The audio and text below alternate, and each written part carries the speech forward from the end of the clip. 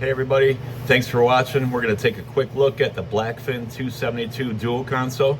We have a lot of nice options on this boat. It is equipped with twin Mercury 300s with DTS. We have the white engine upgrade on this. We do have the Mercury Joystick piloting. We have a Garmin 8612 on the dash. We have the underwater lights on this. We have the cockpit and bow cover. We also have the front, side, and aft curtains. Everybody's always asking about those. We do have those on this boat, so you can enclose the entire cockpit here. Great layout, nice seating. I can't show you everything. I don't have power hooked up, but that side seat that you're gonna see, it actually folds out and another seat comes out behind that. Take a look. We're gonna kind of keep this short, but I hope you enjoy it. Thank you.